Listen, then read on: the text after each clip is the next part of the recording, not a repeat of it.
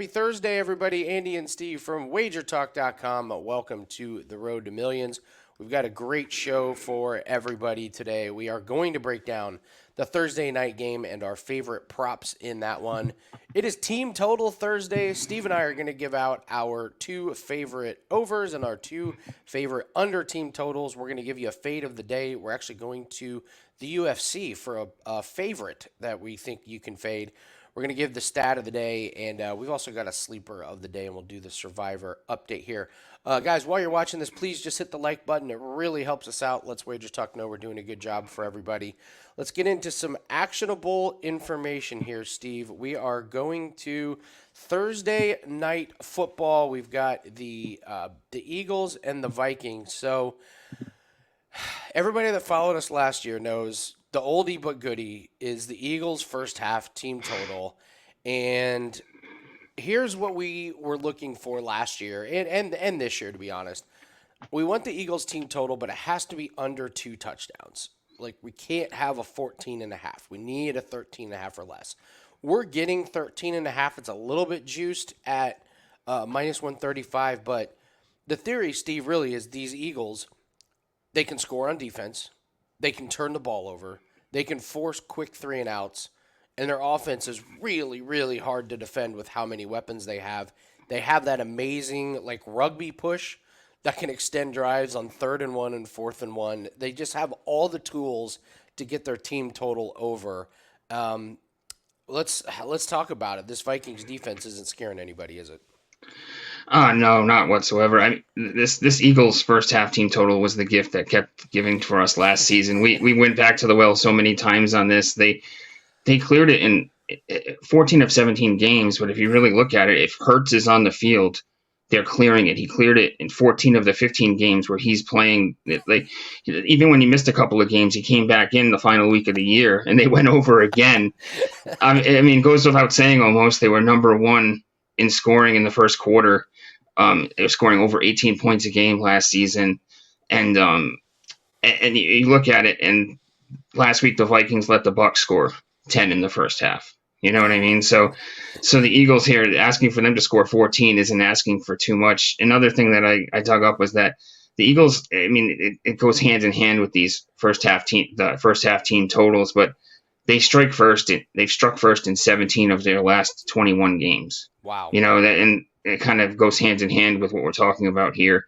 But that's a stat to keep in mind in this game, where we're going to talk about it more with these other plays where the Vikings, I know they want to run the ball more, but if the Eagles score first, the Vikings are going to have to lean on that passing game and have to keep throwing to keep up. Yeah. And this is one of these plays that I think it's now into the category of it's just a blind play every week. You just throw it out there. If Jalen Hurts is playing, I think the Patriots is going to be top 3 defense at the end of the year. Wouldn't you say that? Like, I think the 49ers got to be in there, but I think the Patriots and the Eagles still did it. Just by hook or by crook, they just always get there. And so it's just it's a play. I think it falls in the category you just play it every week. So pick a percentage of your bankroll, 1%, 2%, and I think it's just a play every week. So that's the first play we got to look at here. I'm going to talk about Alexander Mattison under 51.5 yards rushing. I think I see 50.5. Who cares? I'll take it. We talked about how Mattison, and he was a really interesting player to talk about in fantasy drafts, because you're like, okay, he's going to be the bell cow. Like, now that Dalvin Cook's not there, he averaged 3.75 yards per carry the last 2 years. That's terrible. And what does he do last week? 11 carries, 34 yards.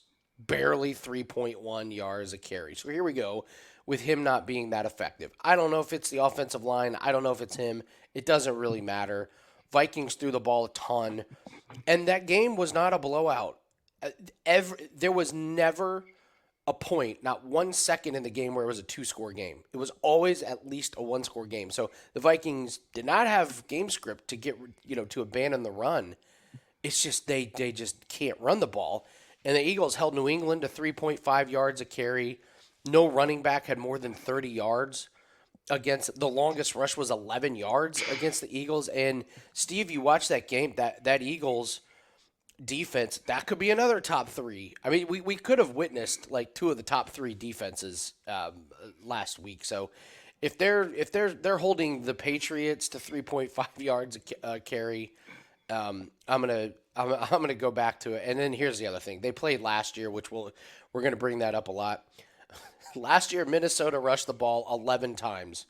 Their leading rusher, Steve, Kirk Cousins, 20 yards. Yikes! Yeah, not good. So I like Alexander Madison under 51 and a half rushing yards. So, and just piggybacking off of it, Steve, you like Kirk Cousins over 37 and a half pass attempts. Man, I love this one too. Yeah, like I was kind of saying, all these plays go hand in hand somewhat. This is a spot for Cousins where I feel like he's going to have to throw the ball to keep up with the Eagles, especially if they do what they normally do. We talked about them scoring early, scoring first, and you mentioned game script. And last week, these plays all hit, and the game script wasn't against the Vikings. Now they're going to be in a situation where most likely they're going to need to score to keep up. This seems like a very low number for Cousins. He flew past it last week, and I fully expect him to go over this number again this week. Yeah, I mean the best thing for these two plays is if they try and run the ball to start the game and there's nothing happening. If Madison rushes the ball the first 4 times and he's got like 8 yards, like forget about it. They're not even gonna try and worry about it. So those two plays go hand in hand, and then. Okay, and this is in fantasy football too. Your team, the Patriots, has always been the nightmare team to figure out running backs. The Eagles may have said, "Hold my beer." Good God, what do we do with this Eagles backfield? You and I had the same thought. You want to tell them what the exact same thought was?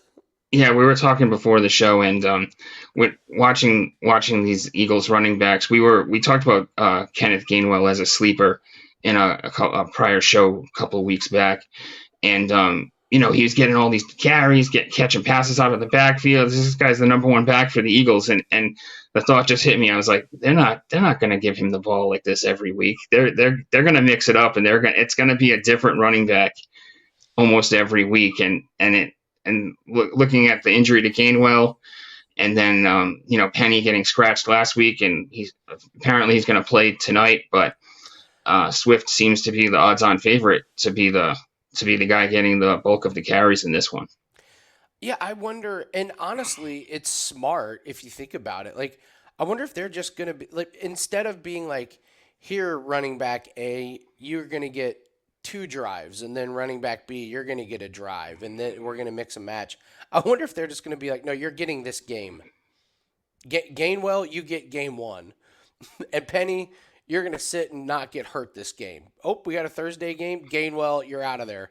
Now it's DeAndre Swift's turn. And honestly, next week, wouldn't surprise me if it was Rashad Penny's turn. I wonder if we're just going to get a really, really over-exaggerated like time split, timeshare, where it's not a different running back every series. It's a different running back every game. I could totally see that. What a great way to protect those 3 running backs. Yeah, it's a great way to keep all of your backs fresh, and this is your game. If you don't fumble or get injured, or if you're not just running completely ineffectively. Obviously, if one of them was running and there was something wrong, if one of them was banged up or something, they can just lean on the other guy. You know what I mean? And it seems like that's what they're going to do, and that's why I think this number for Swift tonight is a little bit low and very attainable. I saw someone on Twitter posted something last night. It was hilarious. It was like, DeAndre Swift is either going to run for 40 yards and no touchdowns, or 170 and 2 touchdowns. There's no in between. And listen, if you buy into the theory like what we have, Swift is probably going to be the bell cow out. Gainwell's not going to play. This 32.5 could seem like the steal. Couldn't it? Like, this could go over in the first half, or it could just be a complete mess. But if this works out and Swift's the number 1 guy tonight, maybe there's something to this. Maybe there's something to this moving forward, where if we can figure out whose turn it is for the Eagles, you're going to get these low rushing numbers. I don't know. It's worth a sprinkle, I think. Yeah, it's worth a sprinkle tonight, especially in the situation with no Gainwell. moving forward. Obviously we'll monitor it and see, but there could be some spots in the future as well. All right, let's move on to our team totals. Team total Thursday. I like the Packers over 20.5 as my favorite over. I like the Jags under 23.5 as my favorite under. Steve likes his team, Patriots, as his favorite over 22.5, and he likes the Rams under 17.5 as his favorite under. Let's break down our favorite overs first. Steve, I told you I didn't even need to change the graphic. Last week, Packers Stuck over with 20. it. Yeah, last week, Packers over 20.5 easily get there. I'll take it again this week. They scored 38 against the Bears. Jordan Love threw for 3 TDs. 6 players caught 2 or more passes, so I love that he's not dependent on one player. Their running game was terrible. I don't know. Is this a hot take anymore that A.J. Dillon's just not very good? He was Yeah, I don't think so. he averaged less than 2 yards a carry. So if you take out A.J. Dillon, they actually rushed the ball 19 times for 73 yards and a TD. They're playing the Falcons. Falcons gave up 10 points to the Panthers, but that offensive line is absolutely terrible. The Panthers rushed for 4.8 yards a carry. So I actually think this game could have some points. I think the Panthers are going to be able to move the ball a little bit, but that Packers defense is really good. It's I like what I saw from Jordan Love, and I will tell you, I think this could be like one of those sneaky quarterbacks that you pick up in fantasy, like if you're like streaming quarterbacks and you started off with, I don't know, so I have a league where I streamed Russell Wilson. I went and picked up Jordan Love for this week, and I may just hold on to him. He looked pretty good, and he's going to get more weapons back. So I'm going with the Packers over. I'm kind of a believer in the cheeseheads this year. So, all right, you like the Patriots over 22.5. You obviously follow this team and know them as well as anybody. What do you like about them this week? So this seems like a potential shootout with the Dolphins. The Patriots offense early on, obviously, with the interception getting run back, things were not looking good early, but they stuck with it, and they had a good second half. Bourne had a couple of touchdowns. Henry, tight end, looked good with a touchdown as well. I mean, it was a game where the wheels could have easily fallen off, and they could have easily lost that game 38-10 after falling behind 16-0, and they stuck with it. They fell short of this total with only 20. But looking at the Dolphins, the Chargers ran through them like nothing last week, and I'm looking at Stevenson, and he had a really down week last week. He was unable to run the ball based on several factors, obviously game script being one of them. And I think that he's going to get his fair share of carries this week against the Dolphins. And if the Patriots, offense can't get the job done, I could also see them. This defense, you mentioned it earlier, I think they're right up there, top 2 with the 49ers. Those are my top 2 right now. They could get a score on their own, especially against Tua throwing the ball. He likes to chuck it. And I could see the Patriots getting a defensive score themselves. We know they led the league in that last season with 7 defensive touchdowns. So I'm looking at the Patriots here. It feels a little low. I think they're not going to score 30, but I think they score 28. Right in that range. So give me the over with the Patriots this week. All right, so we like the Packers and we like the Patriots. Let's take a look at favorite unders. This one actually kind of surprised you, Steve. I'm going to go with the Jaguars under 23.5. They're playing the Chiefs. They scored 31 points last week against the Colts. I wasn't a believer, though. I thought after their fast start, they sputtered. They scored 2 touchdowns in the last 6 minutes of the game. One of the touchdowns was helped by a big punt return that gave him great field position. The other touchdown, it was because Anthony Richardson threw an interception, gave him great field position. I'm a believer in the Chiefs defense. I thought the Chiefs defense was really good. They have been stockpiling these young guys out of the draft on defense, and they're starting to really pay dividends. On defense, they were great against the Lions. The Lions scored 21 points. One was that pick six when Kadarius Toney dropped it. Another touchdown was a drive where the Lions needed a fake punt, and they only gave up 253 yards passing, only 3.5 yards a carry. All that without Chris Jones. One of the best players in the league. They get him back now. He's in shape. They've said he's in shape. He's talked about it, so it's not like he's gonna go out there and be a zombie. Last year, they held Jacksonville to 20 points. They were good against Trevor Lawrence. They held Lawrence to 217 yards passing, 1 touchdown, 1 interception. I like the Jags under 23.5. I just didn't think they were crisp in the second half after they got off to that hot start against the Colts. And I'm a buyer on the Chiefs defense. Mahomes gets all the attention and for good reason, but make no mistake, that defense is really good. All right, speaking of good defenses, Rams are going to play. You could say San Fran's okay on defense, but you like the Rams under. Tell me about it. So I think the 30 that the Rams put up against the Seahawks was a little bit of a mirage. I think that we all had overvalued, including us. We were wrong on it, at least in week one, that the Seahawks were a little bit overvalued heading into this one. They just couldn't get themselves off the field if you look at it. The Seahawks only had 180 total yards, and they got nearly doubled up in time of possession, basically doubled up in time of possession. So the Rams, you look at it, they weren't even really running the ball effectively, and I feel like their lack of weapons will catch up with them this week against the Niners.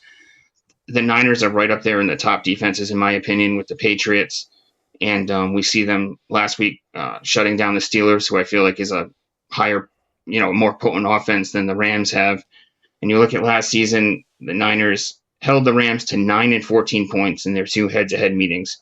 And these are in games where Cooper Kupp caught 14 passes for 122 yards and 8 passes for 79 yards and a touchdown. No Cooper Kupp now. It's like Rams scored 30 last week. It's the perfect setup for them to fall well short of that this week. And the Niners, like I said, held Pittsburgh to 7 last week. It's a low total, justifiably so. I'm taking the Rams under 17.5. All right, team total Thursday. I like the Packers as my favorite over. I like the Jaguars as my favorite under. Steve likes the Patriots as his favorite over, and he likes the Rams as his favorite under.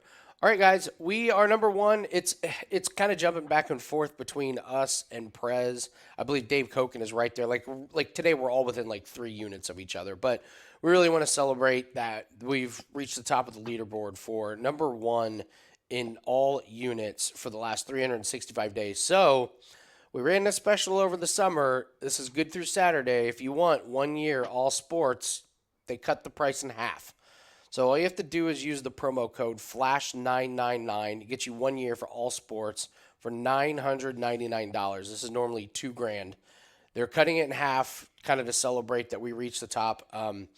Is it worth it? Yeah, we're up 96 units last 365, and 2023 has been incredible. We're already up 109 units on our last bankroll reset day, which was Monday. 109 units this year, so absolutely it's worth it. We're having a fantastic year. All sports are clicking on all cylinders, so use that code. If you were wondering if you wanted to jump in like for a year, this is the time to do it. So if you have any questions, leave a comment or reach out to me. I've talked to many people about what it's like having 1 year, what to expect. I have no problem answering any questions or talking about it. So DM me on Twitter @BumpSports. Leave a comment. I'll reach out and we can email or talk on the phone.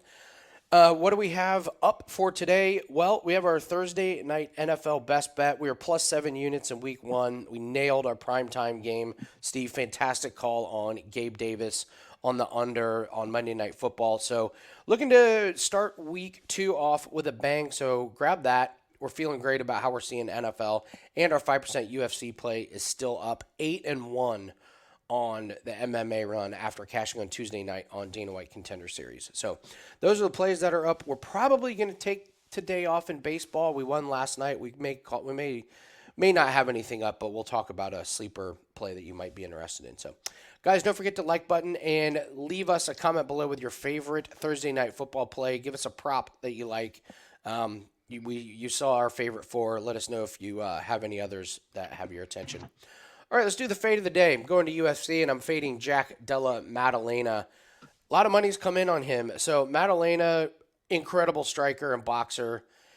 I think this is a bad matchup for him. And Kevin Holland's plus 124. So Maddalena loves knocking guys out. Holland's never been knocked out. He had the fight against Stephen Thompson where it was a little bit more of a showcase, almost kind of a fun fight. It was last second notice. Kevin Holland said he wanted do a karate style fight with Steven Thompson. He lasted 4 rounds before he had to retire, but since then, ripped off 2 straight wins. Go back his career, he's never been knocked out. He's got a big time reach and height advantage, so I think Jack's going to have trouble closing the distance and getting inside. Madeline in his last fight fought Basil Hafez.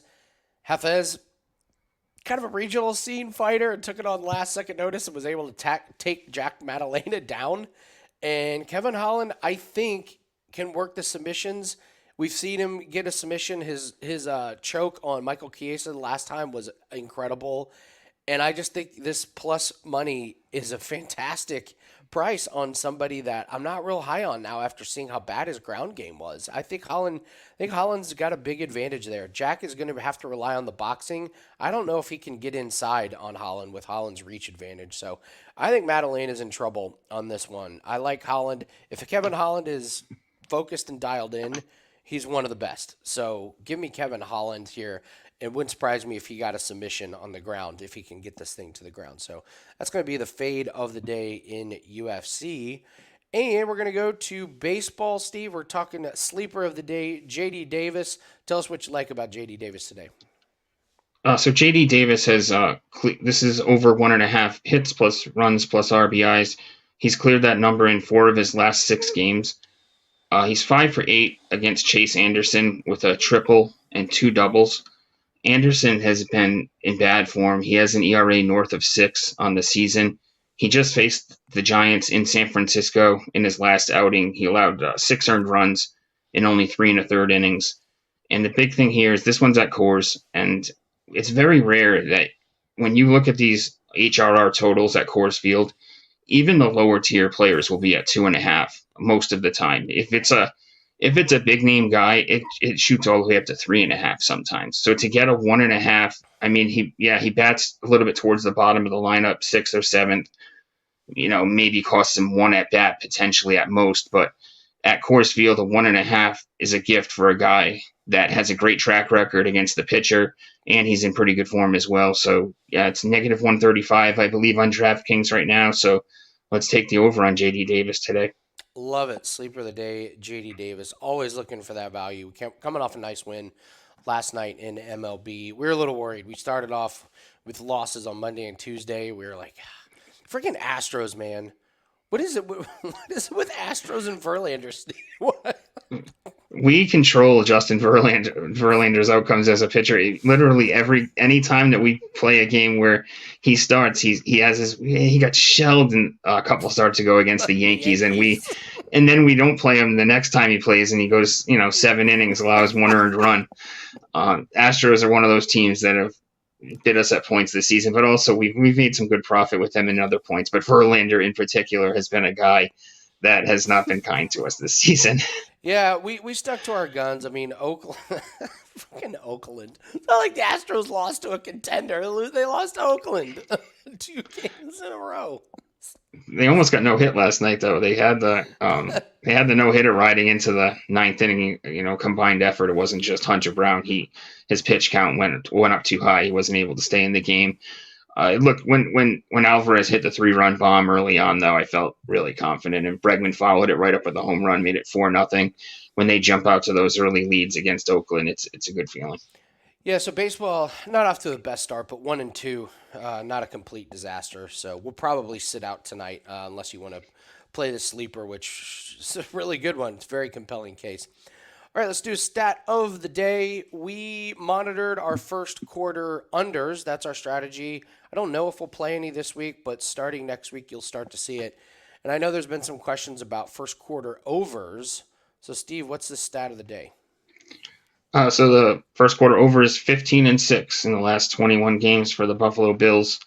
Makes perfect sense that they high-powered offense that generally gets off to a quick start. With this one, I just wonder if the Raiders can do their part. But I think after Monday night, I think the Bills are going to be very eager to put some points on the board early. It's sitting at 7.5. And I lean towards the over on this one. I'll be honest, I don't have a real true clear-cut feeling on this one. I lean over just because of the Bills coming out hot, but I am a little concerned about the Raiders doing their part. Yeah, and I know someone had asked like, well, if you're doing the first quarter unders, can you do the first quarter overs? There's only a couple teams that really fit the mold, and the other thing, the overs are always going to be a little bit more juiced. That's the other thing. Like if you're playing the same team every week, you're paying a price on the over. That's one of the nice things about the unders is you tend to get a pretty decent price on it over the course of the season. So Bills are one of the teams that the first quarter over is really solid play. I mean, 15-6, even if you're laying minus 120, minus 125, that's still a pretty decent profit. So that's our stat of the day, looking at the first quarter over for the Buffalo Bills. All right, guys, that's going to do it for us on the Road to Millions. Don't forget to grab the play for tonight. If you're interested in a long-term package, use the promo code FLASH999. Get you a full year's plays. And if you have the domestic books, if you're in a state that has domestics, you should be jumping on this. We use a lot of plays on DraftKings and FanDuel and BetRivers and BetMGM, and we're 109 units up for this year. So if you have all these domestic books, it makes complete sense to use this as an investment opportunity, up 109 units or 109%, however you want to look at it. So leave us a like, leave us a comment for your favorite prop for Thursday night. And tomorrow we are looking at props for the weekend. We have a jam-packed show on Friday. We'll get you ready for everything that you need to profit off of the NFL over the weekend. And a little birdie told me, Steve, college football team total may be coming up probably Yes, tomorrow, sir. and we're looking to go 3-0. You cannot win every week if you don't win the first three. So, so we'll go over all that and more tomorrow on Road to Millions. Good luck on your bets tonight, and we'll see you tomorrow. Good luck.